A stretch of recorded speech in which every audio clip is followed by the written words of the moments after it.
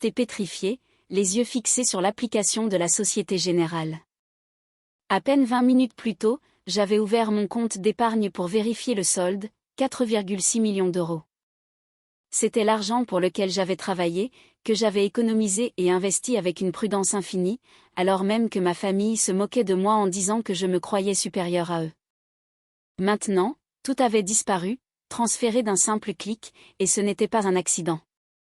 Il s'est calé dans son fauteuil club en cuir comme un monarque rendant un décret royal, d'un calme olympien. Ne prends pas cet air choqué, Chloé. Tu n'as même pas d'enfant.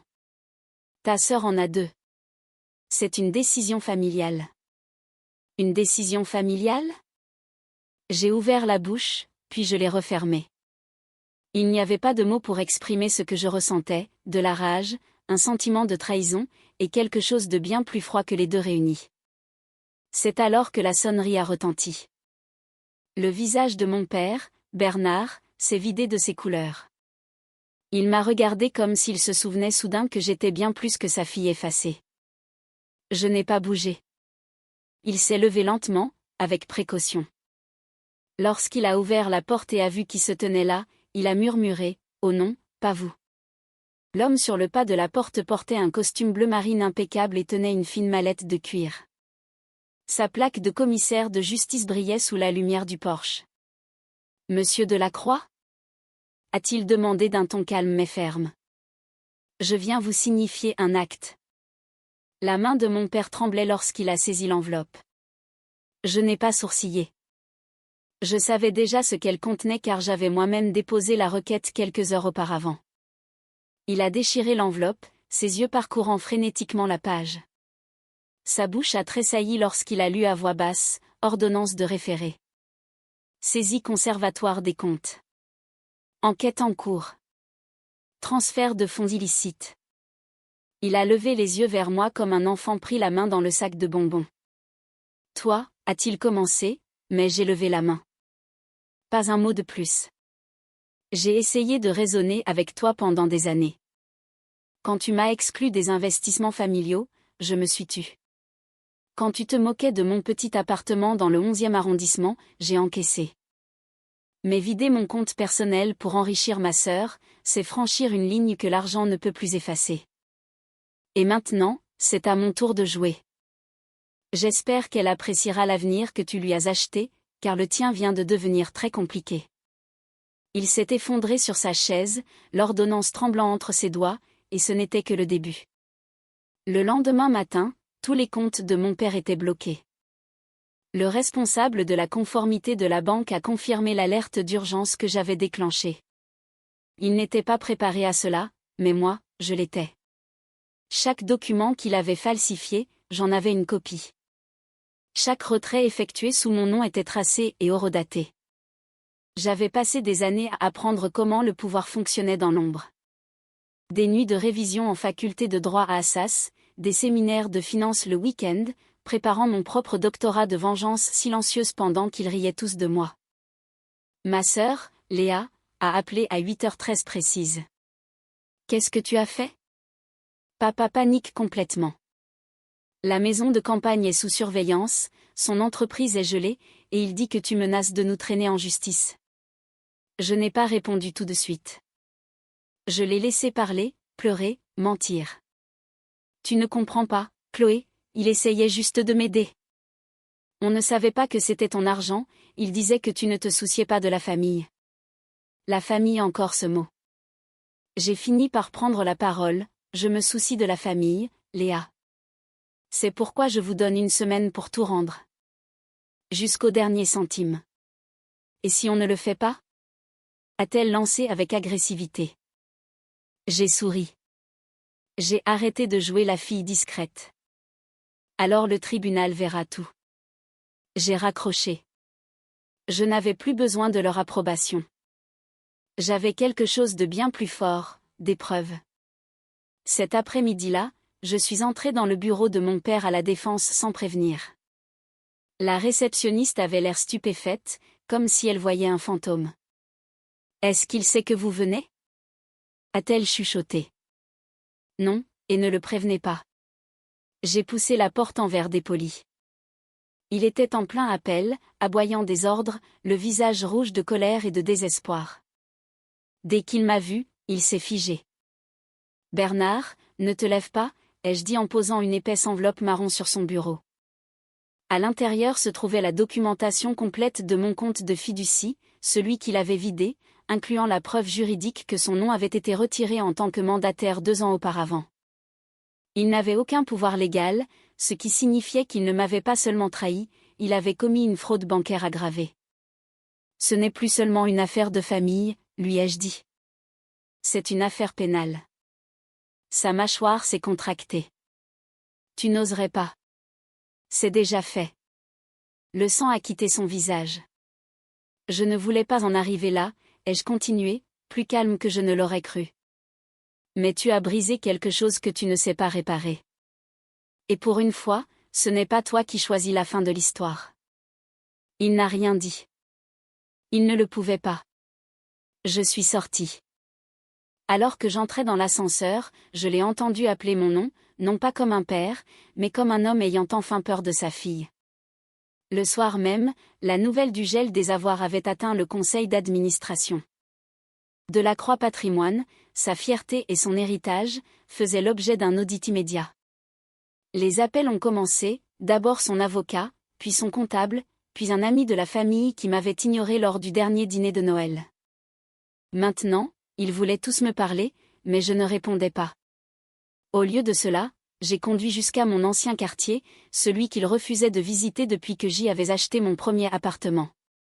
Trop modeste pour ses goûts, bien trop bas pour son ego. Je me tenais sur mon balcon, regardant la fine neige recouvrir les rues de Paris, quand mon téléphone a vibré. Un message de Léa, on ne pensait pas que ça irait si loin. S'il te plaît, arrête tout. On va te rendre l'argent. Mais il n'avait jamais été question que d'argent. Il s'agissait de chaque fois où ils avaient ri pendant que je restais silencieuse. De chaque fois où ils avaient porté un toast à sa réussite avec l'argent que j'avais gagné. De chaque fois où l'on m'avait rappelé que j'étais insignifiante, même quand c'était moi qui tenais tout à bout de bras. J'ai fixé son message, puis j'ai tapé seulement 2 mots, trop tard. Et j'ai cliqué sur envoyer. Le lendemain matin, je suis entrée seule dans le cabinet de l'avocat familial. Il a levé les yeux d'un dossier épais étiqueté « Succession Delacroix ». « Vous êtes en avance », a-t-il dit. J'ai fini d'attendre, ai-je répondu.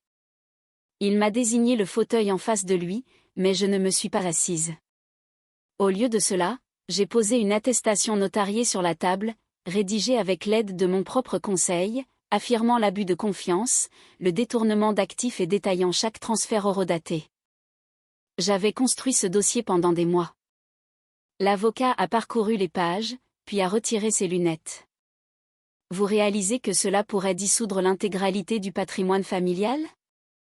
Je le sais, ai-je répondu calmement. Et je suis prête. Dehors, j'entendais la voix de ma sœur résonner dans le couloir. Elle semblait paniquée. Quand elle m'a vue, elle s'est précipitée vers moi. Chloé, s'il te plaît. Ne fais pas ça. C'est papa, il est à bout, il a fait une erreur. Je n'ai pas bronché. Il a fait un choix, Léa. Et toi aussi.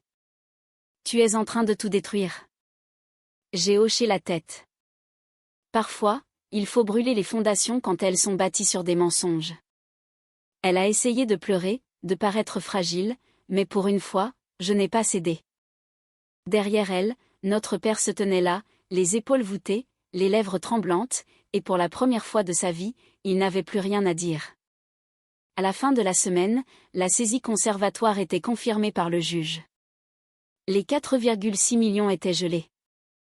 La fiducie familiale était suspendue en attendant les conclusions de l'enquête, et le mandat de protection future de mon père a été formellement révoqué par le tribunal. Je n'ai pas célébré. Je n'ai pas souri. Je me suis juste assise dans mon appartement silencieux, sirotant un thé, regardant la neige tomber par la fenêtre. Il avait bâti son empire sur la manipulation et sur une loyauté qu'il n'avait jamais méritée. Il pensait que la peur me garderait silencieuse. Mais je n'ai pas utilisé la rage. J'ai utilisé l'épreuve. J'ai utilisé le silence. J'ai utilisé la vérité. Mon téléphone a encore vibré. Cette fois, c'était ma tante, la seule qui m'ait jamais traité avec considération. Je suis fière de toi, disait son message. Tu ne t'es pas contenté de leur survivre. Tu as démantelé toute l'illusion. Je suis restée longtemps avec ces mots en tête. Et j'ai enfin expiré. Plus de secrets. Plus de dîners de famille glaciale où je prétendais que leur cruauté ne m'atteignait pas. Plus besoin de donner pendant qu'ils prenaient. Ils voulaient que je reste invisible. Au lieu de cela, j'ai pris la seule chose qu'ils craignaient le plus, ma voix. Et avec elle, j'ai réécrit toutes les règles qu'ils pensaient que je suivrais. Une semaine plus tard, je suis entrée dans la même salle de réception où ils avaient organisé la fête de remise des diplômes de ma sœur, celle où je n'avais pas été invitée sous prétexte que je n'avais rien accompli qui vaille la peine d'être célébrée. Mais cette fois, je n'étais pas la fille oubliée. J'étais l'intervenante principale pour un gala sur le leadership féminin. Quand je suis montée sur scène, j'ai remarqué ma mère assise au dernier rang, pâle et tremblante. Mon père n'était pas à côté d'elle. Il était sous contrôle judiciaire, dépouillé de ses agréments financiers. Ma sœur était introuvable. Je n'ai pas parlé de vengeance, mais de silence. De la façon dont on apprend aux filles à se taire, à maintenir la paix, à s'effacer, à disparaître.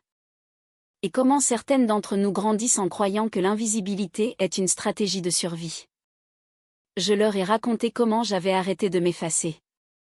Quand j'ai fini, toute la salle s'est levée, mais je n'ai pas regardé les applaudissements. J'ai regardé ma mère, la femme qui m'avait dit un jour que je n'étais pas faite pour de grandes choses, et je l'ai regardée pleurer. Je suis descendue de scène, calme, posée, entière. Et à ce moment-là, j'ai réalisé qu'ils ne m'avaient pas brisée. Ils avaient forgé la femme qui venait de les renverser. Cette histoire nous rappelle que les liens du sang ne justifient jamais la trahison ni l'injustice. Chloé n'a pas seulement récupéré son argent, elle a récupéré sa dignité face à une famille qui la considérait comme invisible. En choisissant la voie de la loi et de la patience plutôt que celle de la colère aveugle, elle a prouvé que la connaissance et la maîtrise de soi sont les armes les plus puissantes. Souvent, ceux qui pensent nous écraser par leur arrogance oublient que le silence de ceux qui travaillent dans l'ombre est en réalité une préparation à une victoire éclatante. La leçon est claire, ne laissez jamais personne, pas même votre propre famille, étouffer votre voix ou voler le fruit de votre labeur. Et vous, qu'auriez-vous fait à la place de Chloé? Auriez-vous eu le courage de démanteler l'illusion familiale pour faire triompher la justice? Partagez votre avis dans les commentaires, votre point de vue nous intéresse. Merci d'avoir suivi cette histoire, et n'oubliez pas que votre valeur ne dépend que de vous.